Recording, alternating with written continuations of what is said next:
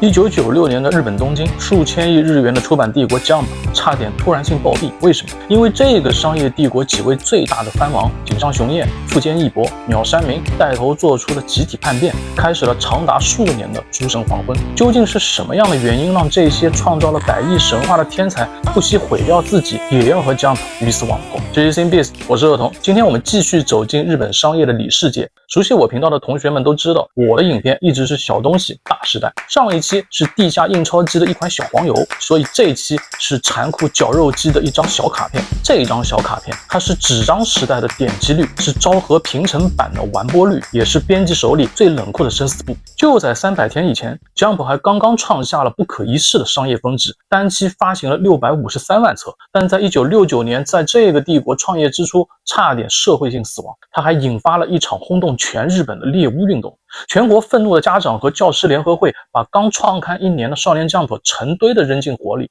全社会的媒体也都在批判这本杂志是社会的精神毒药，还要求立即停刊。到底发生了什么？因为无数学校男生模仿了漫画里的情节，在走廊上、操场上疯狂地掀女生的裙子。这个行为的罪魁祸首就是当时 Jump 连载永井豪的破廉耻学院。这位把 Jump 推进正义漩涡的人并不是边缘画家，他就是恶魔人魔神 Z 的永井豪。 Jump 第一次押中的问题新人，后来真的变成了日本漫画史上的怪物。令人意外的是，这一场轰轰烈烈的社会危机不但没有杀死 Jump， 反而用更黑红的流量完成了这个帝国第一桶血腥积累。这个事件也直接造就了后来新人绞肉机的诞生。只要读者想看，哪怕是道德禁区，我们也敢踩过去。这就是当时 Jump 的觉悟。回到1996年，那时候灌篮高手正在巅峰的山王工业之战。Jump 的集英社高层为了维持销量，要求井上雄彦无限期拖长连载，而且必须要让湘北夺冠，再打世界大赛。但井上本人是极度抗拒和厌恶这种商业压榨的。为了保护作品的艺术完整性，他单方面的让湘北惨败淘汰，并在全书最巅峰的时候宣布完结。这个结尾是所有青春的遗憾，但却是真正的分神之笔。但工业化运作的集英社不这么想，没有任何一页漫画可以逃过 Jump 编辑部的审查，所以井上只能用绑架式的方式给他们下了最后通牒，明确表示打完山王就是结局，后面一笔也不会再画。对于 Jump 来讲，面对一个执意要完结甚至不惜分笔的天才，编辑部只有2个选择，要么接受湘北惨败这个结局并且印刷，要么激怒作者导致直接断更，造成更大的商业灾难。集英社还是被迫妥协了，但巨大的损失导致愤怒并没有消失。集英社用了一种非常低级罕见的方式进行了报复，他揭示了那时候的编辑部和井上之间已经彻底决裂。但就在灌篮高手完结前，另一位富坚义博因为悠悠白书的无休止周更，身体和精神已经到了极限。他在一份同人志里面透露，当时每周只能睡10几个小时，还有严重的胸闷和手部发抖。Jump 冷酷的卡片问卷正在杀死他，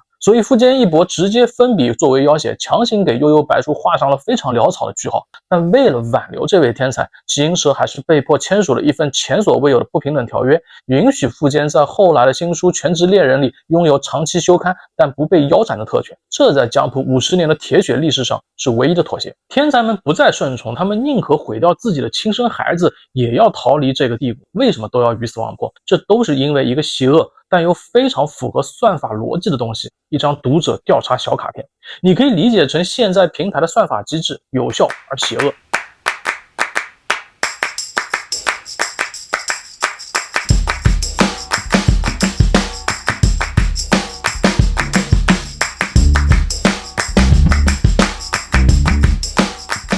1968年，少年 Jump 创刊，它是日本漫画的后来者，比当时少年 Magazine 和少年 Sunday 都要晚了10年以上。当时的一线漫画家都被垄断了， Jump 一上来就像一个穷小子，手上完全没有知名漫画家资源，所以为了生存，他必须建立一套残酷铁血的商业底层逻辑，才能勉强的在市场里活下来。所以首任总编辑和开创者长野圭发明了新人绞肉机。启用新人最大的问题就是不稳定，今天灵光一闪，明天可能就画崩了。第一话可能画得很猛，到了第3话可能已经没有人看了，所以读者调查卡诞生了。这几乎是纸张时代的算法推荐机制。当年的 Jump 用一张夹在杂志里的明信片来判断一部漫画值不值得被活下去，所以这就直接让所有的作品都变成了算法至上主义。他把漫画创作从等大师交稿变成了持续测试新人，把读者从普通的消费者也变成了生死裁判，把编辑从校稿人变成了作品的产品经理。他把一本杂志变成了一套每周运行一次的算法筛选系统。卡片上面通常会有1、2、3个方框，让读者把本期最喜欢、觉得最有趣的3部作品编号填进去，然后下面会列出本期所有的连载作品，每部作品都有编号。旁边还有奖品，用抽奖礼品来刺激读者寄回卡片。但就是这张小卡片是 Jump 编辑部手上最冷酷的真丝布。这套方法残酷，但非常有效，有效的代价就是尸体堆。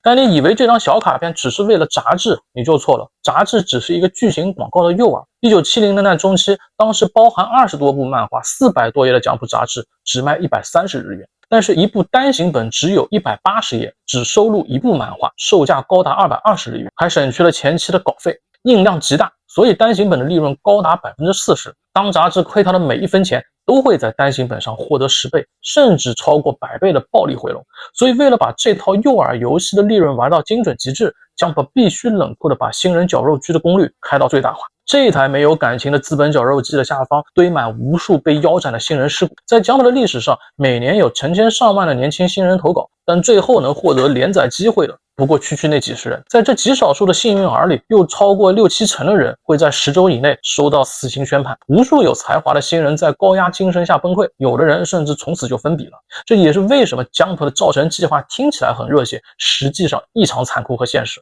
因为就算活下来，也几乎成了提线木偶。1979年，一对只有18岁、毫无经验的新人组合鸡蛋组合在 Jump 上发表了《筋肉人》。最初这只是一部无厘头粗俗的搞笑漫画，随着新鲜感过去，眼看就要被送进10周的腰斩墓地，编辑部无情地逼迫他们立刻停止搞笑，全面介入，把剧情改成了超人摔跤格斗。这个粗暴的改动的确让筋肉人起死回生，不仅连载数十年，还衍生了周边玩具筋肉人橡皮擦，在昭和80年代疯狂卖了1亿8千万个，创造了380亿日元的恐怖周边神话。从那个以后， Jump 终于找到了自己的黄金公式：一个主角不够强，那就让他变强；一个敌人不够大，那就换更大的敌人；一个世界不够远，那就把地图继续打开。只要读者调查还在支持，故事就可以继续讲，角色就可以继续卖， IP 就可以继续赚钱，永不停歇。80年代，在画出《龙珠》之前，年轻的鸟山明被他的传奇编辑鸟岛和彦折磨得死去活来。鸟山明本人生性散漫，喜欢搞笑和轻松的题材，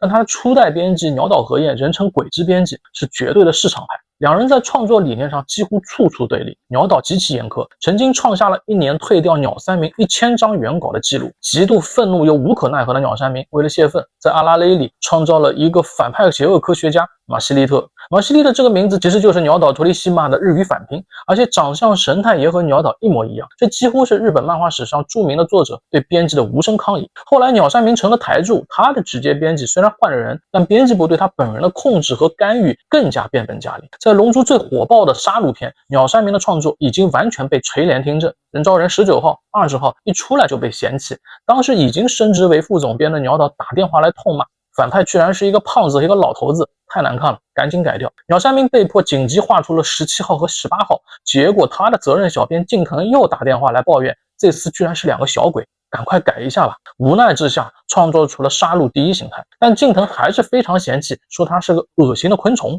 为了让Jump满意，鸟山明只能让杀戮西路17号变成了第2形态。没想到结果近藤又嘲笑第2形态竟然像个笨蛋，然后才有了最终的完全体杀戮。这种创作上的粗暴干预在商业上的确一次一次又迎合了市场，但这也让鸟山明极度疲惫和怨恨。他感觉自己不再是一个自由的创作者，完全是编辑部操纵的一台人体打印机。杀戮篇结束以后，鸟山明的精力和体力已经严重透支，身体进入了非常危险的状态。他无数次向编辑部提出完结申请的要求，但这时候的龙珠已经不是一部漫画了，他已经被捆在集英社、东映动画、万代和各大电视台几百亿钞票的巨型绞肉机上，你死也得死在这台机器上。因为一旦龙珠完结，东映股票震荡，万代年报崩盘， Jump 销量雪崩，换作是你敢停吗？1995年，龙珠、灌篮高手、悠悠白书、九九、浪客剑心、游戏王所有作品都压在了一本杂志里，于是3号、4号合并，把少年 Jump 的单期发行量直接推上了653万册的王座。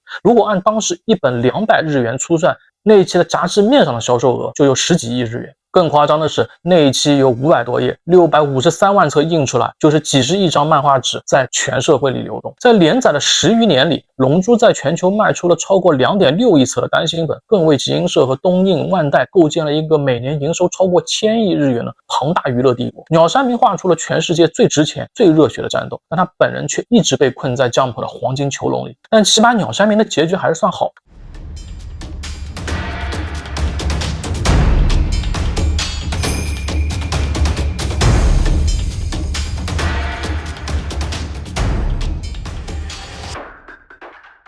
火影忍者的老父亲岸本齐史就落了个晚节不保的结局，这就是大名鼎鼎的弑神案八丸传。2019年，集英社动用了近10年来最顶级的宣发资源，在全日本地标建筑上宣告了这个卡密的回归。岸本齐史为 Jump 赚了上百亿日元，集英社高层都信心满满，觉得他的新作八丸传会统治下一个10年。但仅仅几个月以后，这部被寄予厚望的天选之作就像垃圾一样被编辑直接塞进了碎纸机。一个曾经拯救过帝国的大神，在自己最熟悉的战场上落了个死无全尸的下场。八丸传前期设定极其冗长，画面信息量过载，从连载15周开始，投票直接跌进了腰斩红线区。如果是普通新人，早就被踢出杂志了。但因为旧时创作者是岸本齐史本人，编辑部还是硬着头皮撑了一段时间。但是冰冷的数据不会撒谎，读者用脚投票，单行本的销量连火影的零头都没有。为了给能赚钱的人腾出版面，编辑部冷酷地对这位功臣执行了死刑。在这里没有终身免死金牌，只要卡片不能带来选票，哪怕你是神也得死。如果把1968年刚面世的少年 Jump 拿到现代商业咨询公司去评估，他的报告只有3个字：死透了。一是没有名气，然后是粗制滥造，定价只要90日元。还常年亏损。当时1969年正式定为周刊时候， Jump 顶着巨大的财务压力，依然维持在90日元的超低价格。同期日本的物价，一碗拉面要80到100日元，一杯咖啡要90日元。Jump 的90日元有300页以上的纸，在排版、印刷、物流成本飞涨的年代，定价低的像搞慈善一样。每卖出一本杂志，扣掉渠道分成，编辑部几乎都在亏钱。但真正的致命一击就是这张小卡片决定的，因为 Jump 会把那些调查里取胜的作品，重新用高档的纸张、精美的油墨重新排版，变成单行本独立销售。杂志其实是亏本的诱饵，单行本才是收割的镰刀。Jump 的编辑部从第一天起就没有打算靠杂志来挣钱。那本散着印刷味只卖90日元的厚重杂志，在商业本质上就是一份读者自费购买长达数百页的广告清单。因为付不起高价的稿费， Jump 就有极低的底薪来招募新人，然后和这些新人签署专属条约，规定他们不能给其他杂志投稿，一旦作品在10周内问卷里排名垫底，就会被立刻腰斩清除。编辑部也不用支付任何的高额违约金。这是漫画周刊吗？这分明是一个零库存、低成本、高周转、用完即抛的天才加工厂。 Jump 用最脏的废纸包装了最残酷的算盘，在所有人都嘲笑他出币的时候，他悄无声息地完成了对整个日本漫画出版业的学习。2026年的少年 Jump 实体印刷数已经跌破到100万部左右，便利店货架上那本杂志还在，但它已经不是南海每周一定要抢购的共同回忆了。龙珠结束了，灌篮高手结束了，火影忍者结束了，死神也结束了，鬼灭和咒术也完成了自己的爆炸期。 Jump 的战场已经从货架杂志转到了手机端和全球同步发行。问题是，那个只靠一本杂志就能统治少年文化的时代已经回不去了。但你要说 Jump 这个系统到底死了没有？它不但没有死，甚至变得更加像怪物了，一台活了半个世纪的怪物。至于那张小卡片，也换了一副嘴脸，在我们身边如影随形。我是儿童，如果你喜欢我的影片，请点赞订阅，打开小铃铛，我们下期见。